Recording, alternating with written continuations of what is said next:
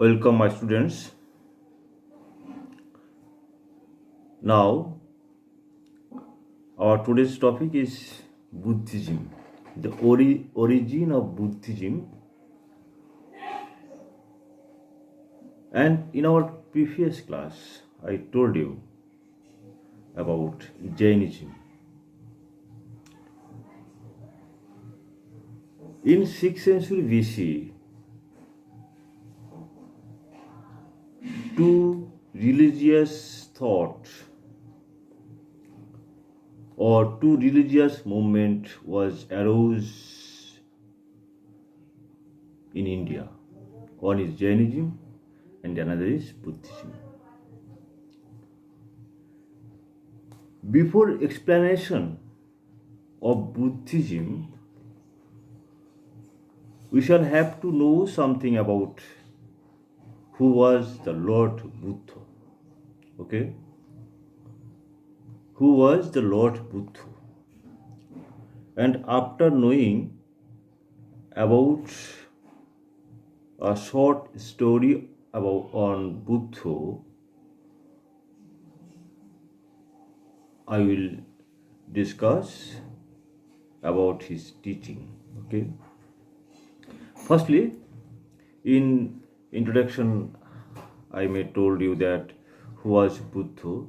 To answer this question, Buddha was a philosopher, mendicant, mediator, spiritual teacher, and religious leader who lived in ancient India. He is revered as a founder of Buddhism. He taught for around 45 years and built a large number of followers.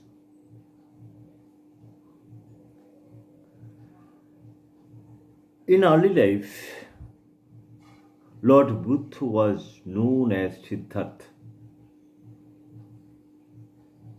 and he was also known as Gautama Buddha. Actually, after his birth, his mother was died, and one of his auntie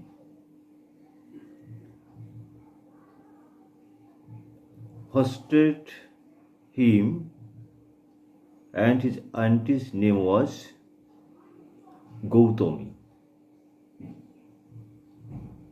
For this reason, he was known as Gautama Buddha.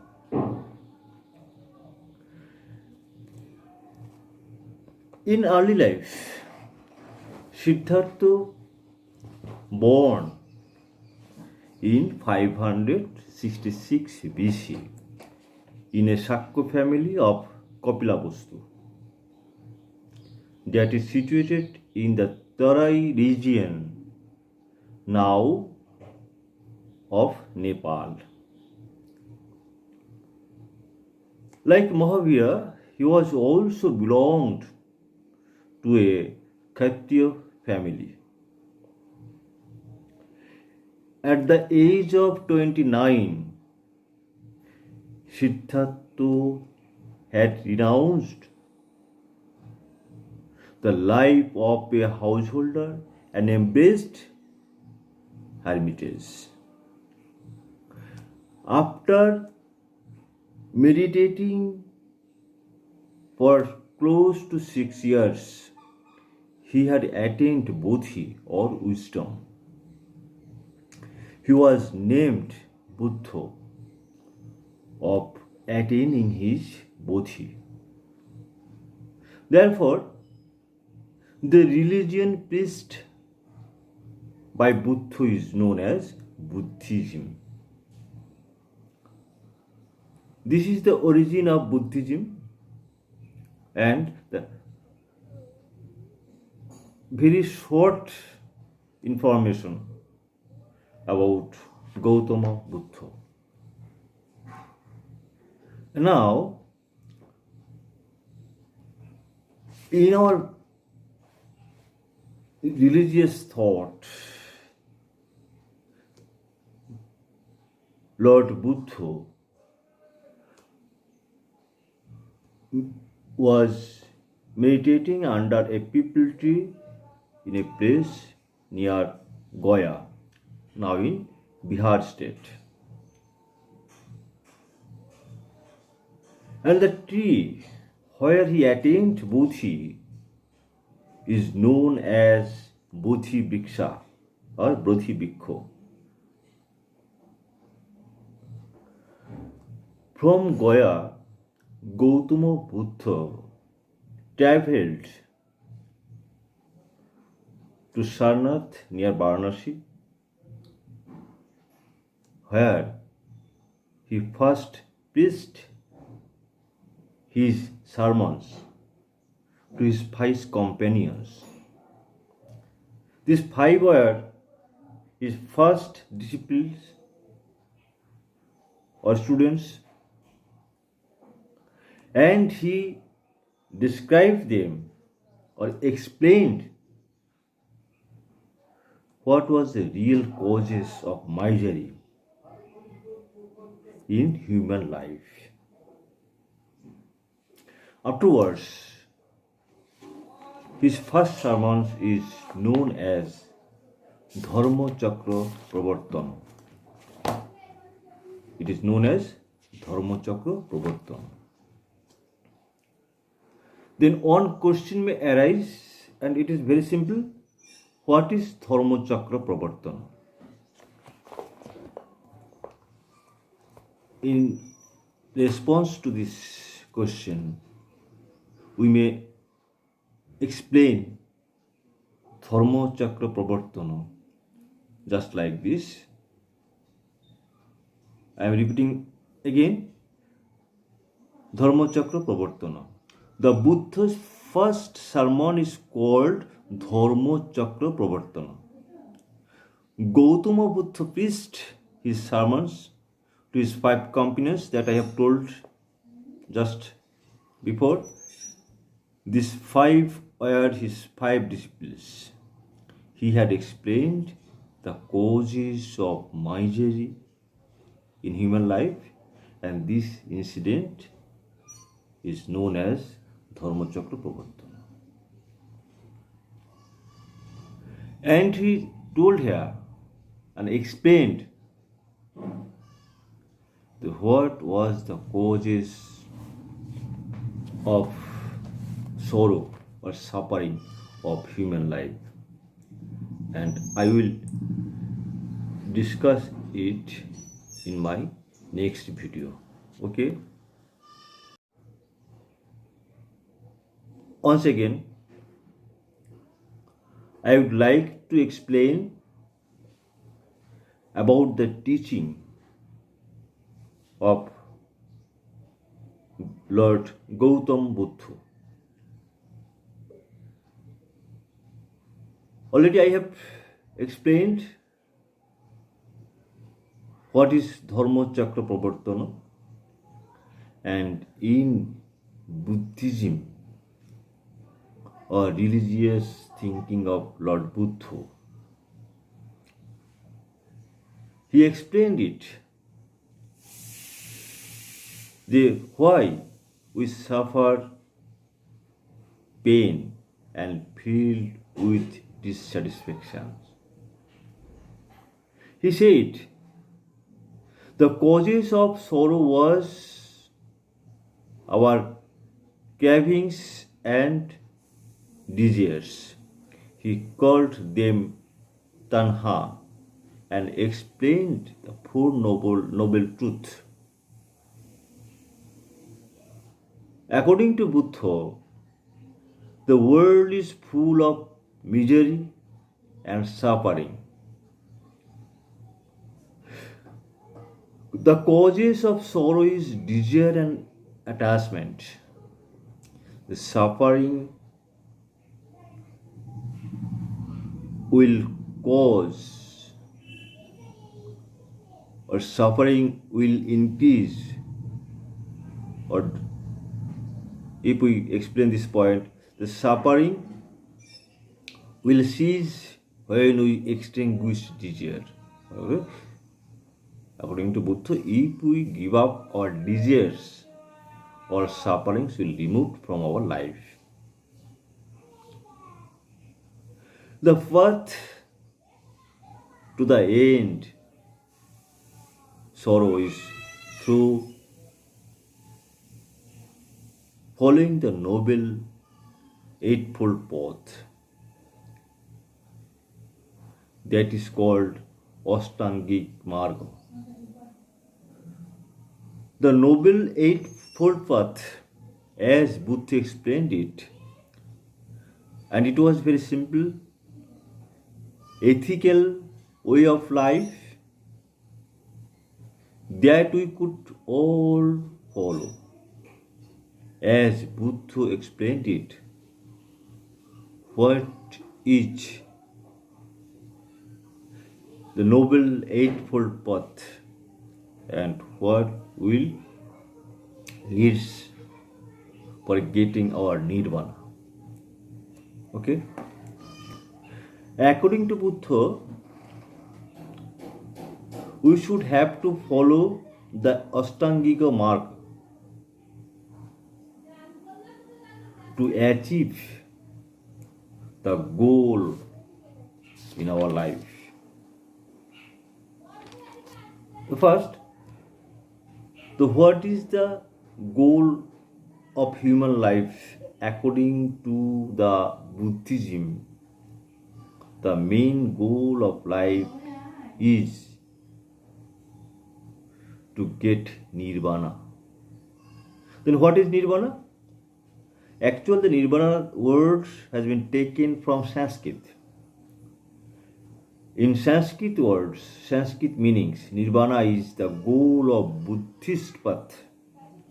The literal meaning of the term is blowing out.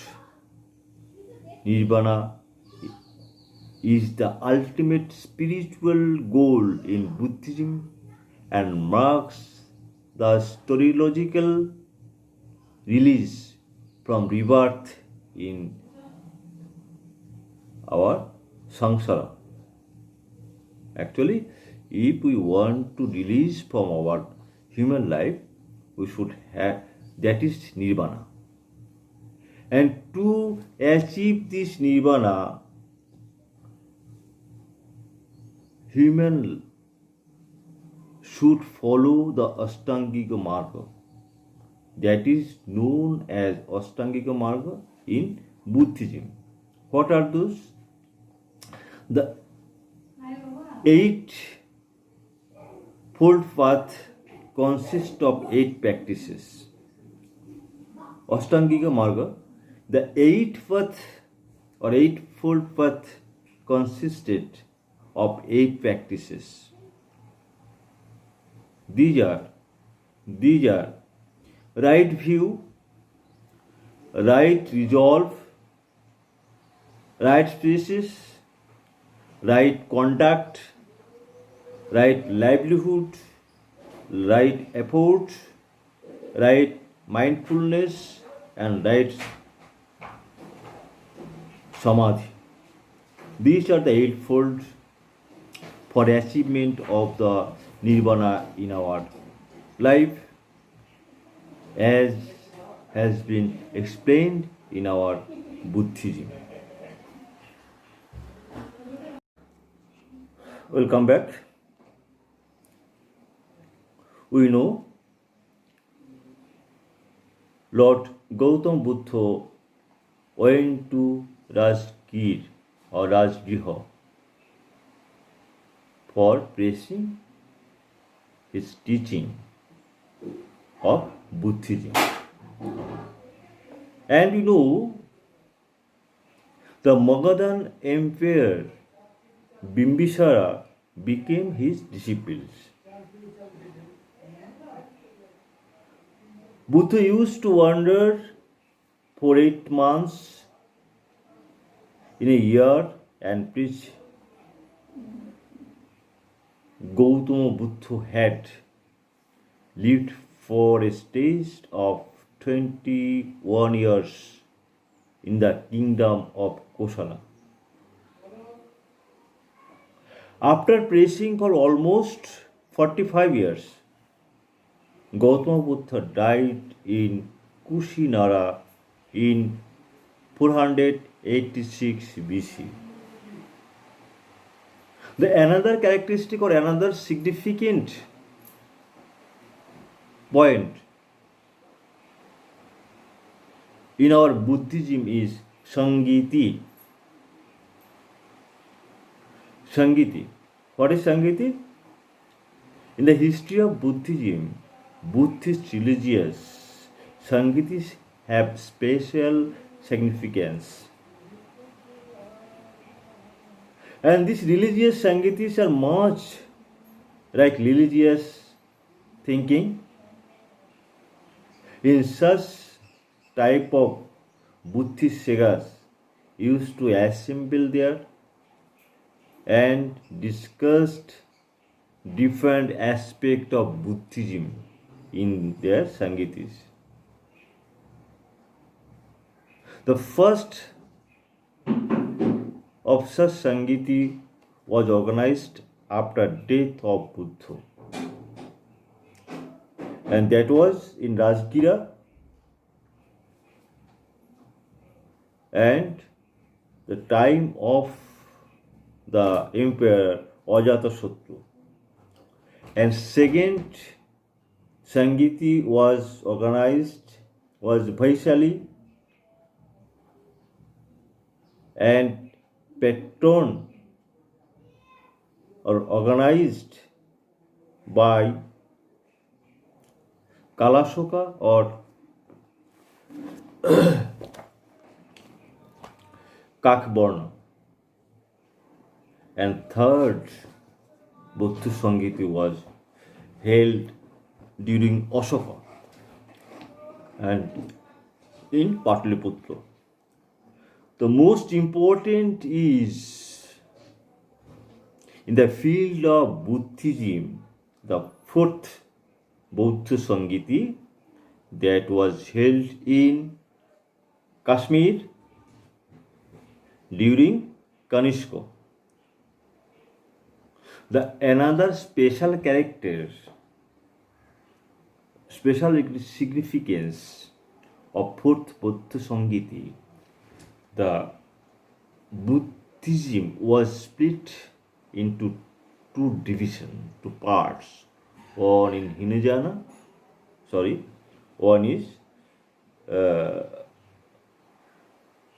Hinayana and another is Mahayana. Buddhism was split out into two parts. One is Hinayana and Mahayana.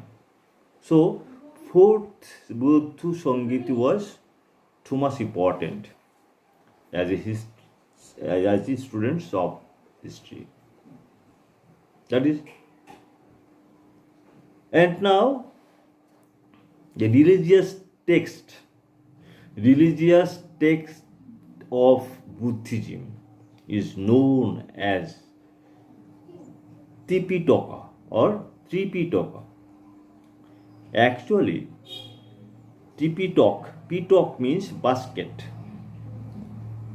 and Tripitak is assembly of three Pitaks like Sutta Pitak, Vinaya Pitak, and Abhidhamma Pitak.